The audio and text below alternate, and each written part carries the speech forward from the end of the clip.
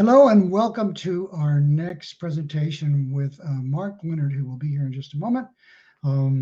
As you may have figured out, we kind of do a little transition between sessions here. So let's take a moment and organize our experience around what's getting ready to happen, which is a conversation with Leonard.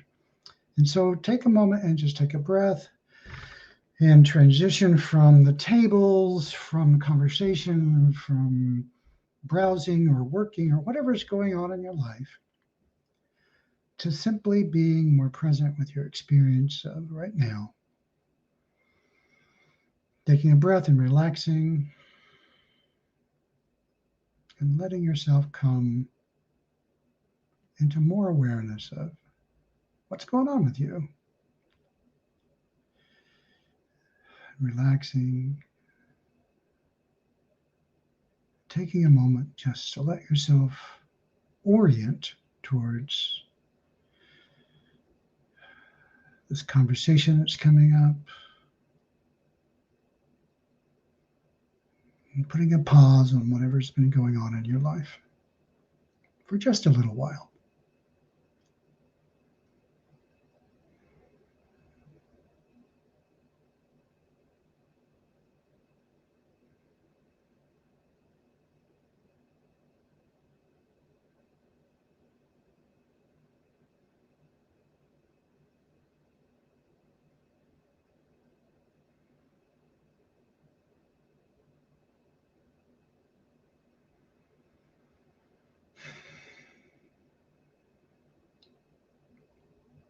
This takes a moment sometimes to help bring more of ourselves into alignment with our experience.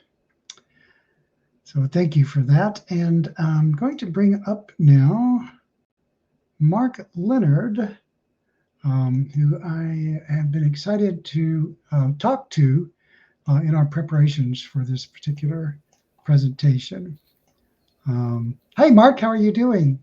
I'm good. Hi, lovely to see you again, Brett. And nice to see you too. Continue our private conversations, but this time in public. It does feel like that. I hope somebody's listening anyway. Yeah, right. We hope it's a public conversation. Yeah. So, I mean, in full disclosure, Mark and I have had a couple of conversations that I felt like were, a big awakening for me, not only just because he's got so much information, it is just instant access because he's got such a rich history and refined orientation, but not only that, an amazing capacity to talk about stuff. But I'm not going to just describe how wild I am. Let me just introduce him and we'll just talk about this and you'll see for yourself. Mark has searched for means to make meditation accessible to a mass audience since the early 2000s. He played a key role in establishing the Oxford Mindfulness Center, opened in 2008, and then adapted mindfulness-based cognitive therapy for the workplace. The result is a series of innovations. The mindfulness-based organizational education represents a new approach to fostering social leadership and systematic change. So I'm just really happy you took me up on the offer to be here and to explore what the heck I just said means. Let's just start at the beginning here and give the audience and me too a refresher on how did you actually get involved with mindfulness and what is it that drives you to just not be a personal practice, but something you're moved to move into the world more fully? Okay. I don't know where to start exactly. I have to start somewhere. So, I suppose the first thing is that when I kind of heard about the work in mindfulness-based cognitive therapy going on in the Department of Psychiatry, I wasn't interested in mindfulness at all. That's because I'd encountered, I wasn't, I was actually more interested in at the time, more of a philosophical approach that came from later Buddhism and,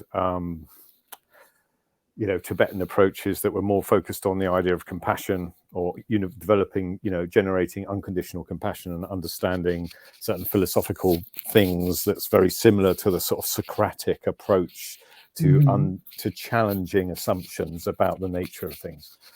But I mean, in terms of what broadly speaking has become known as contemplative practice, that's something that goes back to, being reared in a particular form of puritanical Christian ideas that forced me to, told me constantly to watch what's going on in my own motivation and my own mind, and then how to bring that, so I've never really experienced this problem that people talk about with having a busy mind, because it's been something that I've been taught to use certain types of practices to engage, to train the attention, to focus on, emotion, positive ideas, or, that come from a religious background to focus the mind, and then explore one's own experience in terms of checking one's motivations. Do they fit with those values which are believed to be intrinsically valuable or skillful in one's life? So, I come from a totally different kind of experience, and the world was a little bit confusing to me, and I tried to make sense of it. I ended up doing a zoology degree. Well, so that's the problem, right? Yeah. So I ended up doing, getting involved in natural, understanding natural sciences and ecosystems, and understanding the science of those things, and then really spent much of my life trying to work out what's the connection between the way things in biological systems, living systems work, and these sort of spiritual traditions at work, and trying to make sense of it in that way, which has led me to really kind of build what I'm doing now, which is trying to you build a mindfulness-based program that actually helps us to understand how we work, how the human mind, the human social embodied mind works, and therefore empower ourselves to act, to do things effectively together and with others, rather than or thinking about this all as something that's all about an individual thing. So in your work then, in your study of so you're looking out there and going, here's what mindfulness training is going on, and mindfulness training to help land in this, like you mentioned, the social engagement model, the social engagement kind of orientation. I think I heard you kind of embedded in what you said. How do you feel like the current accepted, most common approaches to mindfulness either engage that well or don't engage that well, and should that be modified in the way that would it be improved if it was refactored to have more of that? Well, the simple answer is yes. I mean, I think we need to, there's some hugely important work, and from my point of view, this really starts with, the trials done with MBCT, which brings mindfulness or some kind of, meditation practice that happens to have been developed and formulated in various ways through the migration of modern Southeast Asian Buddhism into Western society, and then secularization into a format that's reproducible, that produced in a hospital environment John Kabat-Zinn developed, and then that was then taken as a model to test the cognitive theories about how these things could, how attentional training could benefit people, help people prevent the recurrence of depression. So that's where we're starting with in terms of building an understanding from a Western scientific understanding of what mindfulness is and how it works. But there are all sorts of gaps and missing bits, in my view, in that model, and there are a number of assumptions that we need to look at and challenge and question to work out how to do something to do it better. And lots of this is happening naturally, but we've still got to really start building a culture where we understand how to talk about what's going on in embodiment. What is the body scan actually doing? It's not just doing something cognitively, it's doing something in terms of reconnecting the nervous system to parts of the body, body-based, parts of the body that we've become dissociated by chronic states of experiential threat in society that have created these kind of embodied traumas that result in us not being able to feel parts of the body. And we've got to reconnect with them before we start to do other kinds of active exercises that can begin to develop this thing that people talk about when they talk about mindfulness. Basically, so we've got to understand the mechanisms better and teach them better, even when we're talking about the basics of embodiment as well as the cognitive processes. And then what I'm saying is that actually the human mind is not an individual psychological process. It's something that takes place in relationship, in community. The sense of self extends to include others. Our sense of me, our competitive self, our self-critical self, only arises when we feel under threat from somebody else. It's not there when we feel at ease with people around us. We don't have anything to prove. We, what's mine is yours, and what's yours is mine. Resources aren't something that we possess.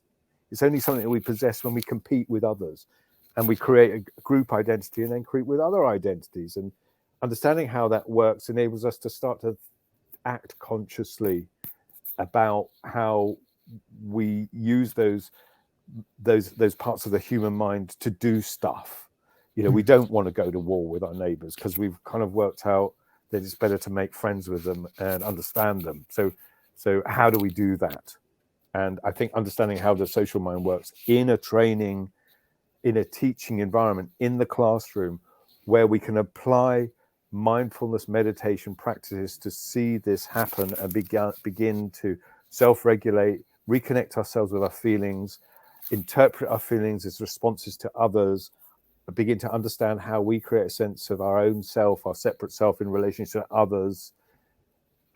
So it's building sort of various parts of theory that relate to the social embodied mind into what we understand as mindfulness. I think that's what I'm saying. And that's where then once we've accepted that needs to be done, then we have to start thinking about how do we teach this stuff. We've got to do more than just tell people to sit on their butt and pay attention to their breath and say and ask them what they noticed and then respond, that's interesting. We need to go beyond that. And how do you do that? Right. So what do you do? How do you go beyond that? Well, I mean, first of all, explaining what is going on when explaining it before we do it, before we ask people to do it, so people understand what they're doing and why they're doing. And the neurology, what's going on. I mean, I like to keep things as simple as possible, because I mean, there's a whole thing about the way the brain works, which actually is a little bit of a myth, but it's really useful. So, I mean, I use a picture of the brain and I say to people, I'm explaining to you how, the prefrontal cortex interacts with the midbrain. And I'm explaining this to you because it's scientifically proven that if I show you a picture of the brain, you're more likely to believe what I said. But really, what is really going on is the fact that when I'm deciding consciously to pay attention to what is going on in my body, there's a number of things that happen to my attention which can reconnect me with my body-based experience, which I need to reconnect with in order to create a grounded foundation of stable awareness that I can move from. And that grounded state that's produced by safety in a social group naturally as a human being is the baseline that we're trying to reconnect with. And we need to recognize that we do this best with others at the same time as learning the practice which enables us to do this ourselves. So there's a basic principle there. It's teaching people we're doing this together because it's easier to do it together, because that's how the human mind works, rather than it all being down to ourselves. And then that creates a foundation for understanding how this impacts workplace culture, organizational culture, family culture, community culture, that then sustains behaviors that are more inclusive and more collective and sharing of resources. And in the end, that's what I'm interested in. is how we manage our resources equitably and sustainably. Because we don't do that, it's curtains for the lot of us. and Mindful or not, mindful or otherwise. Right. So mindfulness to save the world is the mission statement. Yeah, you can only save your own ass if you're about prepared to save everybody else's at the same time. So it's a little self-interest involved. Oh yeah, sure. Absolutely. So what you've done, I think, is name some really key reorientations and amplified some of what's in the current training system, so to speak. But you've basically said, out of that context, mindfulness is a kind of, I don't want to say disempowered, but it makes a lot more sense in the relational frame. Would that be a fair assessment? Yep. I mean, it's understanding that we are essentially relational beings, and we bring patterns of stories of our relational experience, which we identify with, and then we interact with others and create relationships out of those patterns. So, but we can learn basic skills and basic tools to not get driven by those. And essentially, when it comes down to teaching, it's okay. There are the basic. We can teach somebody the principles of mindfulness meditation in a few minutes. It's about supporting that process and showing how that is useful in understanding the way we relate to each other as having real power. That I think is important, and how that defines who we are and how we can develop within relationship through practicing mindfulness of the way we are experiencing our own we can pay attention to our intentions, our motivations. What is it we're really trying to achieve here? Are we trying to create a safe space in which other people around us can feel some degree of agency and competency and value in making a contribution? Or are we just trying to gain power, prove that we are worthwhile, etc., or I mean, in the end, it's about teaching people that the most powerful person in the group is the one that does the relational function, empower through, that creates a state of safety for others around them to begin to develop their own skills and capacities in a safe space that ends up being the most powerful leader. In a way, it's the opposite of what we think of as, it's a different kind of leader to the leader that exploits fear in order to gain, some kind of sense of gain support through entertaining the kind of those parts of ourselves that are all about fear of other. Right. Well, I think you kind of described very well I think in my mind, what real leadership is about. It's like enabling and having the wisdom and tools and the capacity to help create the circumstances where other people's best parts can emerge. And that's going to have positive impact for everybody all around. Yeah. So tell us about your mindfulness training that you've developed, because you've obviously got tons of experience and wisdom kind of factored in a very practical, nuanced way. And I'd love to hear about what you've done in your training that you've created, to tell the audience about that, and what is it that makes that unique from what other people what you might find elsewhere. Okay, yeah. First of all, I think everything that I've said is said by many, or at least some others, in different contexts, in different ways. I was listening to Rhonda's talk earlier, and she's talking about the Center for Healthy Minds. She's talking about 4 pillars of mindfulness connection, insight, and purpose. They're just slightly, I would use some of those words in almost identical ways, but make them explicit within a program. And you're not just kind of putting it out on a blackboard, you're creating engaging, fun activities where people discover these kinds of things and talk about them and share their ideas and listen to each other, and then we can analyze what's going on in the activity to apply little mindfulness meditation practices within that context to begin to really be able to do something with that understanding within the context of how this works as we have fun learning about things together, as equally important as part of mindfulness practice, if you like. So that's the general principles. I was really fortunate. I've also followed a strict evolutionary development path from MBCT, using, first of all, the Frantic World book as a model for workplace training. Can we just say right out loud, sorry to interrupt, but MBCT is? Mindfulness-based cognitive therapy. So this is the big step in terms of making this into an international thing in the scientific world, is the trials on mindfulness-based cognitive therapy for depression, which took place primarily,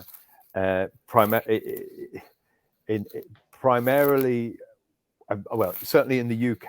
There was Zindel Siegel in Canada, there was John Teasdale in Cambridge, and Mark Williams in Bangor, and they ran this trial to test mindfulness-based cognitive therapy, which was an adapted form of mindfulness-based stress reduction that John Kabat-Zinn had developed. And so they explained it in cognitive behaviorist terms about how to interrupt what's going wrong in depression to prevent the relapse of depression. And that proved successful, and that created an explosion of interest in the scientific world.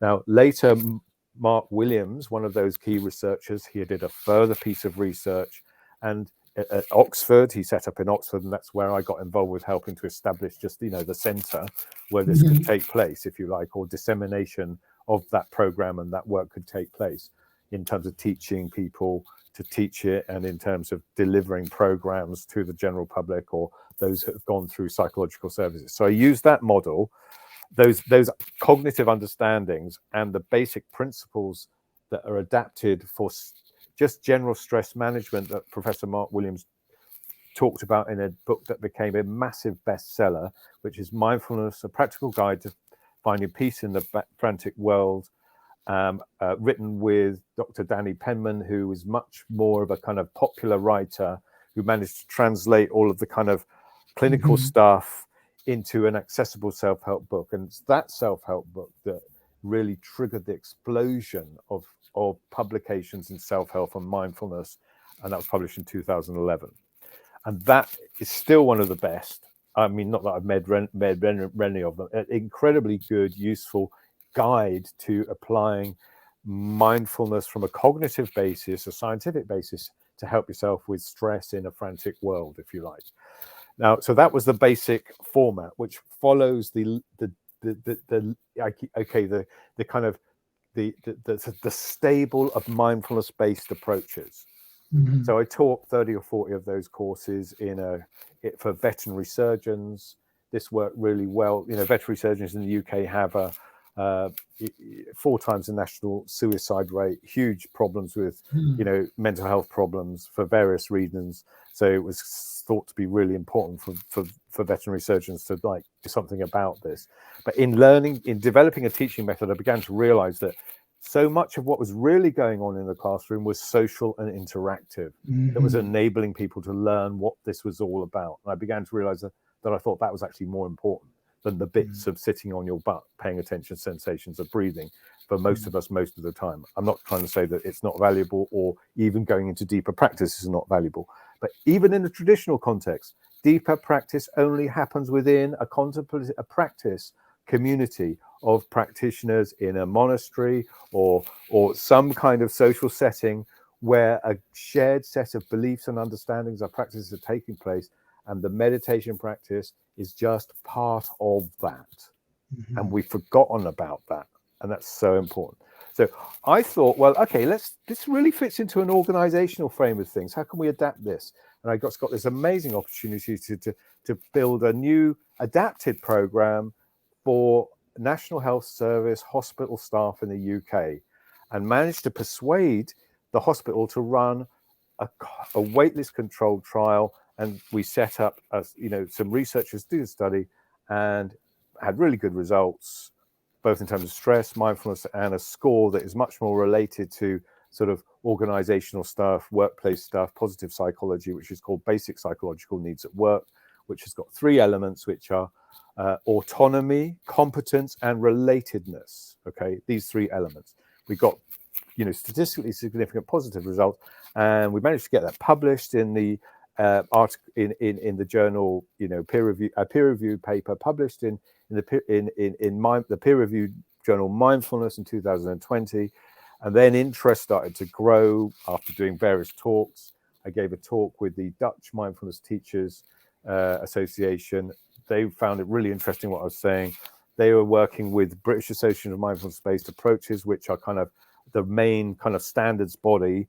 And they invited me to submit my program for evaluation to look at how they could extend their definition of mindfulness courses and recognize them beyond the kind of 8-week program where you've all got to spend 45 minutes a day doing various meditations in a therapeutic model. And they recognized it formally, or the curriculum.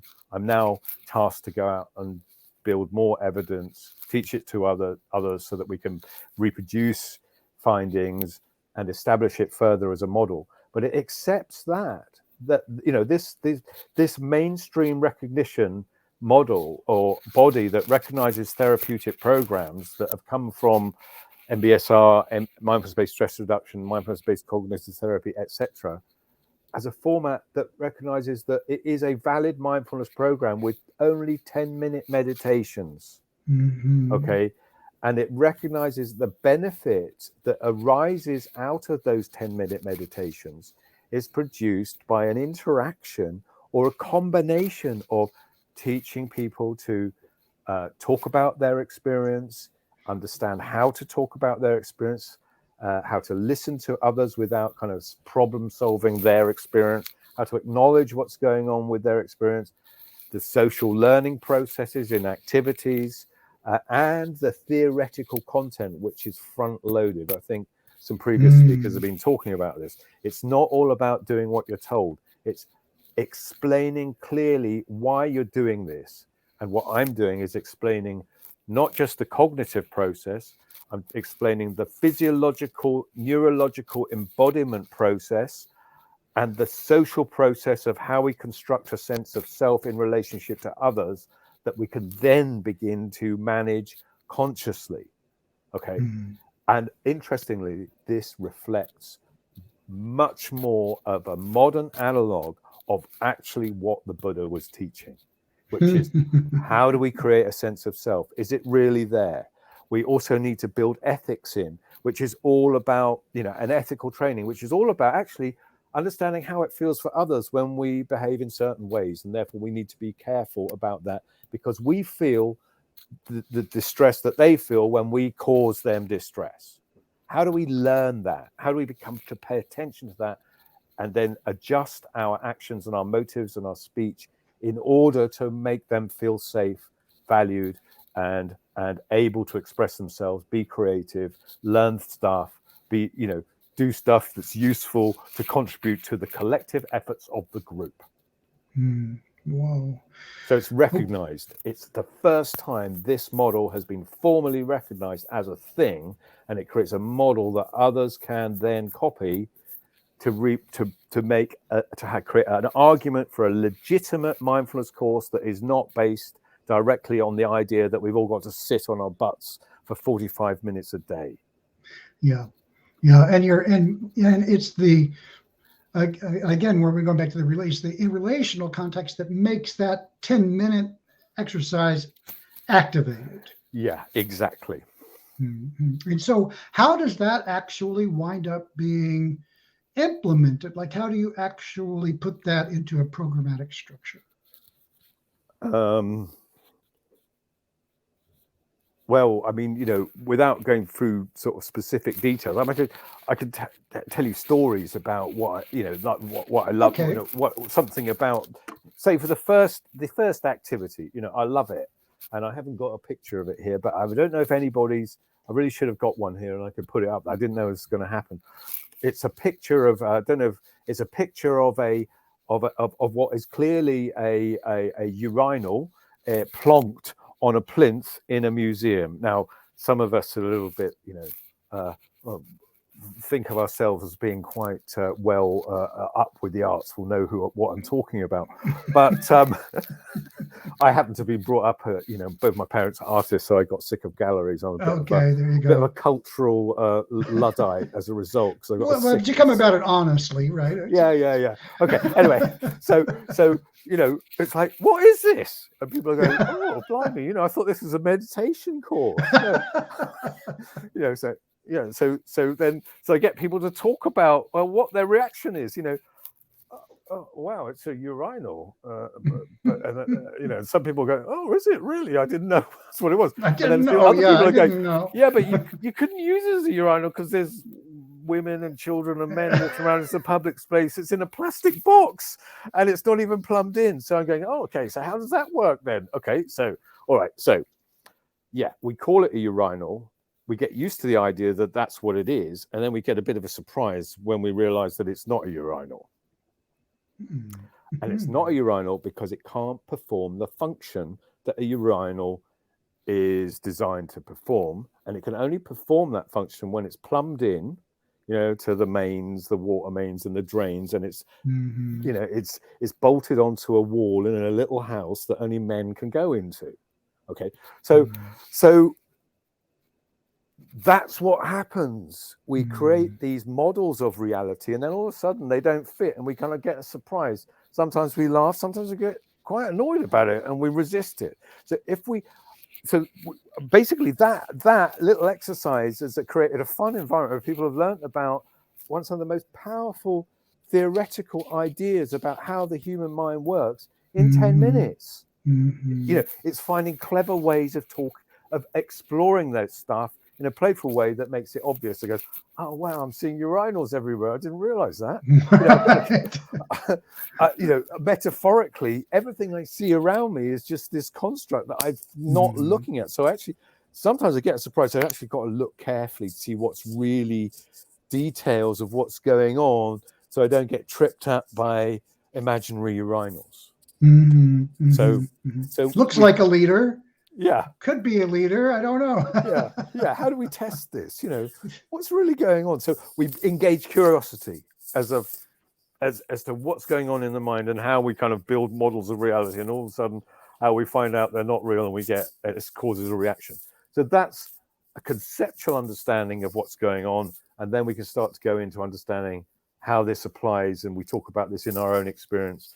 Understand how we can start talking about our feelings as how they interact with our ideas that are changing, and different people's ideas are different. And I have common emotions with others, but the way I interpret them is very different. I've got to be very careful about making assumptions or thinking that they're thinking about urinals and the same kind of urinals that I'm thinking about. So it's just finding, entertaining, intelligent, skillful ways of teaching stuff. That's all it is. It's it's no kind of big deal. It's just kind of seems a bit radical when we've all been indoctrinated into the urinal of mindfulness, that it's all about sitting still and pretending that we're kind of struggling with some kind of emotional shit going on, or our minds, or whatever it is. We don't need to do it like that. That's just come out of a cultural set of beliefs about what it is that have been created out of Protestant thinking, combined with Southeast Asian emergence of the idea of the nation state.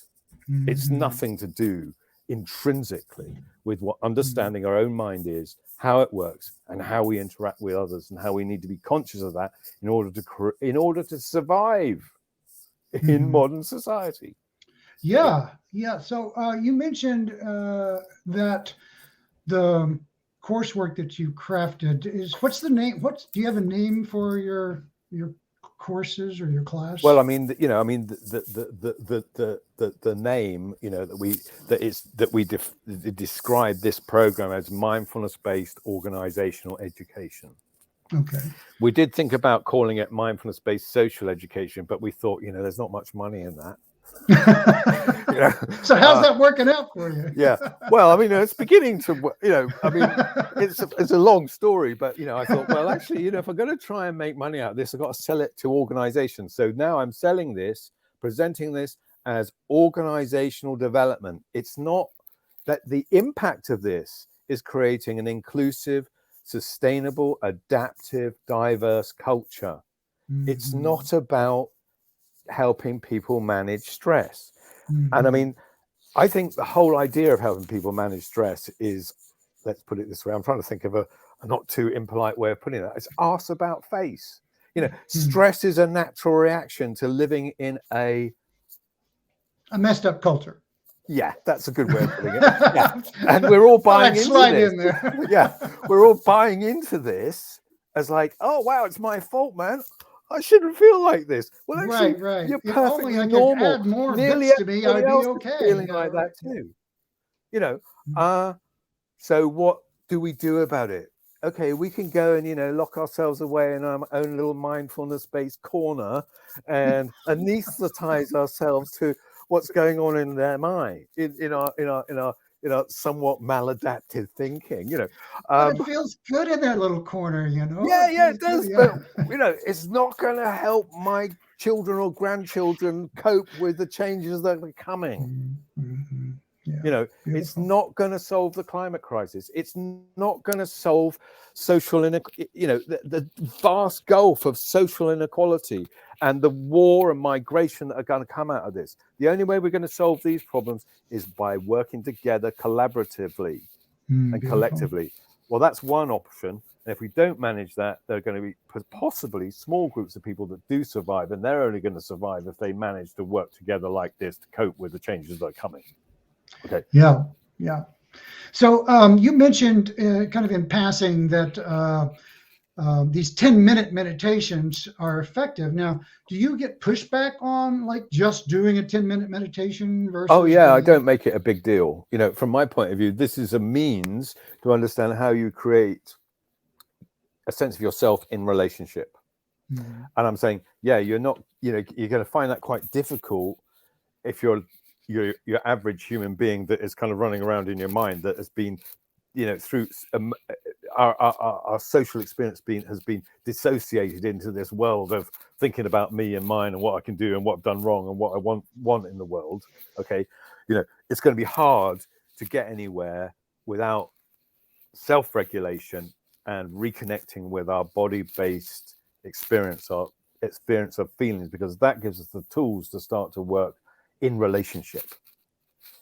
We can't really understand what's going on with somebody else out of our own little minds if we can't start to feel what it's like for others to feel what's going on when we experience them, or when we do things, or when we're kind to them, or when we're not so nice to them, etc., etc. So we've got to start with reconnecting and self-regulating, and then learn that what we're doing is co-regulating with each other to create a sense of shared space, social safety, and then creating a sense of collective, a critical mass within a group that then maintains that culture, and identifies with that culture, and then begins to be able to interact with other groups with that cultural understanding that supports their individual behavior outside of that. And that's how traditional systems work.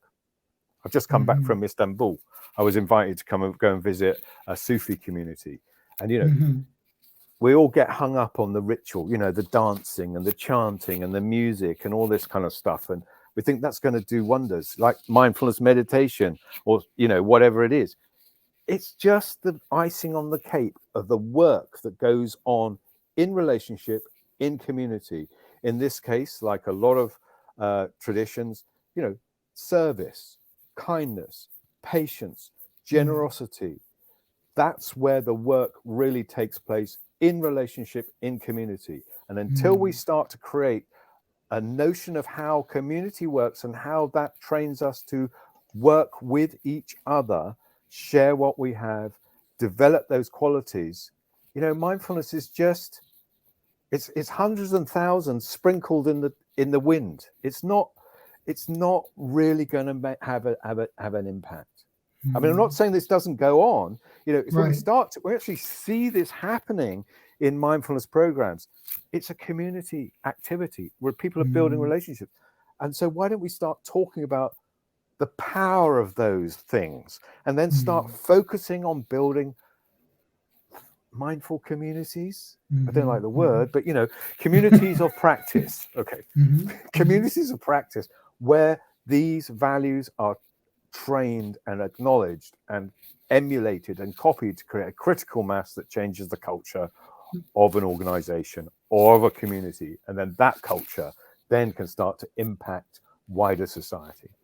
Yeah, I hear you so loudly there in a way. It's like I think a lot about cultural norms, like what is Mm, allowed and where do people experience pushback, and then where do people experience acceptance? And so there's a lot of tolerance, I think, too much for what I would call violent behavior, and in terms of like, well, we just kind of like say, well, that's just them being them or whatever. But I'd like, in my personal bias is like, I'd like to see a cultural norm that was less tolerant of violent behavior. But that's me. But it's sort of like what I hear you saying is like, what if we had a culture, either in an organization or a bigger one, where that could actually be a container for us to explore who we are and how we yeah. become more And we empathetic. have to acknowledge our dark side. Our dark side is Yeah. that we conflate disgust with identification that is different to us. Right. And That's the difference. We we experience that yeah contrast. Yeah. we dehumanize other, and Hmm. then we treat them as if they are not human. And Hmm. that's Hmm. what we do all the time. And until we get to grips with this is how the mind works, and that if we don't be we're not very careful about how we feed different patterns of seeing other, we are in this kind of random flux and would be pushed around anywhere, and it can end up in a nasty mess. Hmm. Now, obviously, this has specific applications in terms of, for example, gender identity or race identity or color or nationality and all that sort of stuff. But it's just a simple fact of the way the human mind works. And we've got to Hmm. understand that it's designed to encourage a superpower of caring and sharing. But there's a dark side to this. It means I'm not going to care or share with you. In fact, if you are in conflict with my interests of caring and sharing with my kith and kin, you're my enemy, and that means I want to kill you. Now, Hmm. until we understand that these two things are inseparable in our makeup, we're not going to be able to manage them skillfully. Hmm. Hmm. Absolutely. So it's a neurological problem, I hear you saying in some ways. Yeah, I hate the word neurological. Okay, so It's just it's a a human word problem. It's a it's a thing. word that you like better, problem. Yeah, it's just being human. Our brains and our nervous systems are part of our bodies, and our bodies, we experience things all the time, interacting with others Mhm, around us and our environment around us. mhm, Yeah, there's a neurological aspect to that, but the brain and the nervous system only exists in relationship to other aspects, other elements of the body and the sensory stimuli that trigger its development and how So it interprets the world. There is, the brain doesn't work unless it gets triggered. It doesn't grow unless it's yeah, created yeah, through that's its true. experience. Right, Yeah, that's true. I want to bring up a question yeah. that here we go. Show this on stage. It's like Keith Fife. So he was on one of our panels, and he's going, "Where do I sign up?" And so tell people how they can get more engaged with your work, Mark. Okay, well, I'm going to do a webinar in a couple of weeks' time, 13th. So, they could sign up to that. Otherwise, they can I am, as I said, at this point, disseminating the program, developing an international team of teachers. There's a number of things that I can send you to sort of do basic reading, and then I'd kind of organize a sort of little gathering of 3 or 4 people or more, and we go through material, and then we start I want to build a sort of community, a collective of people that could kind of work out how they want to go about organizing this kind of thing called social mindfulness incorporate international, whatever it is, but based, what I own is the brand, I've got MBOE as a thing, and I can say, yeah, you're cool at teaching MBOE, and therefore we can understand that and adapt that as social mindfulness interventions, or in all sorts of different contexts, because the model can be applied to any context. But I want to create a collective that is prepared to start saying, yeah, this is a thing, and we support it as the next stage in developing the understanding of what mindfulness training, mindfulness teaching, mindfulness interventions, mindfulness in organizational change, and how this creates a culture of well-being, inclusion, etc., is something that we can start to market and talk about as a thing that really matters. So contact me any way you can. I hope you're going to we could share a LinkedIn profile, get in touch with me. Absolutely. I've got a website, and obviously the first point of contact I'd recommend is, if you can, come to that webinar in a couple of weeks' time. Right. So and people can find. Yeah. The people can find the webinar at thefutureismindful.com, and up on the right, up on the menu, there's the webinars list, and we have 19 or so webinars, and Mark is one of them, and he's going to be talking, and you can come and ask your questions and get connected, and raise your hand and say, I want to be a part of this this amazing vision of to move forward with what he's putting forth in the world, which is a fairly profound, and I believe a fairly profound and well-informed and super well-motivated reimagining and re-envisioning of where we're at to get to somewhere that's new. Or let's just say, help us get to where we think we want to be. That's got to be better than where we are. But isn't that the exact conundrum of being, I've got to be okay with where I'm at, and if I'm not, there's something wrong with me? Well, you've got to recognize where you are in order to take the next step. Yeah, and there's got to be a degree of acceptance in that. Doesn't mean that that we're happy not for it to remain the way it is. It just means that we don't waste energy on trying to change it in ways that are fruitless. Yes, exactly. And so the path to being more effective, if you will, is skillful. Skill and being and not reactive, right? Being more present with your experience. Yeah, I mean, it's being able to use your cognitive perceptual systems in order to use information skillfully and usefully, rather than let it take over. In what is contemporary society, a set of conditions that will screw that system up. It's because we're not built for that social environmental experience. We're built for something that's very different, over several million years of evolution, to work together as small groups that care and share for each other. So would you suggest to people that are interested in learning about how to teach mindfulness that they take the existing stuff, or to connect up with your work, or what would you advise people about that? In my view, I've put together what I think is the most effective way of doing it. I think there are all sorts of problems with the way it's taught in contemporary Buddhism, in Asian Buddhism, in contemporary cognitive mindfulness. The idea of the separate psychological self, I think, is a complete and utter, blind alley that's causing all sorts of problems. So, I've thought about those and tried to do something that I think addresses those issues. Now, I think at the same time, you cannot go wrong in learning lots of stuff. In the end, it's up to you to make the decision. What makes sense? How does this work? Does this work better? Is this what I want to do? And think about, when people tell you you've got to do it this way, why are they telling me I've got to do it that way? Most of the time, they're telling you because you have to become part of their power network, because they got it right. And this is the same for clinicians. It's the same for professionalism in all sorts of ways, whether that's Buddhist teachers or whatever.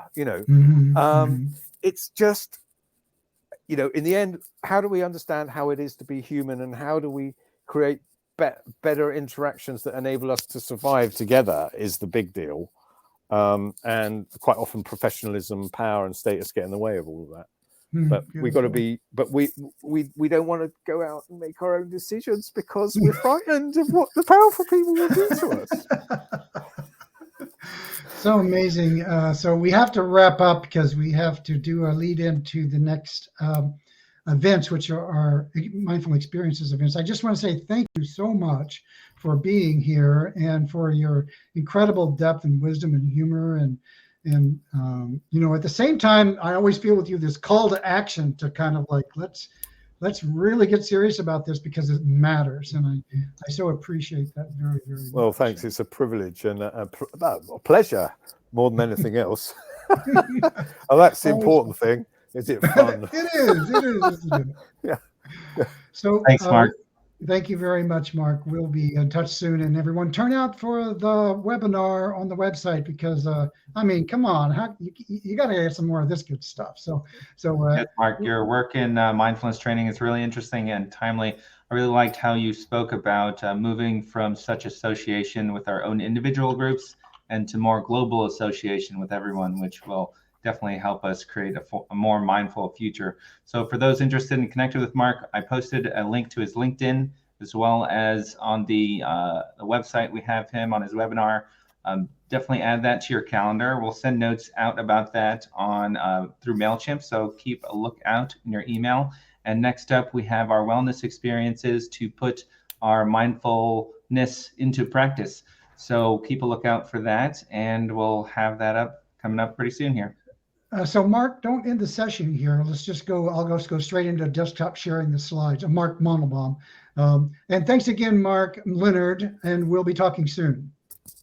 Thank you. So I'm going to just share the slide for the wellness sessions that are coming up. A couple of things about these sessions. These are not on the AirMeet platform. You'll see a URL in a moment, and that URL will be the one that you go to for the individual sessions. They will last for half an hour, and the next session will begin at 2:30, which is the Power of Mindful Communications, and this is my session. I'll be delivering that talk.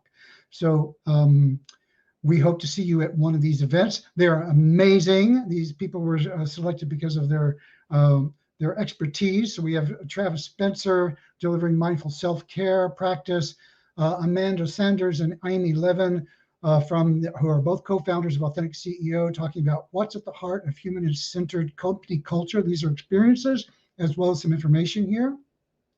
And then Alexis Levinich-Lee doing self-care is not selfish. Let me share this now, and I'll be off screen once I share these slides. So we'll see you there.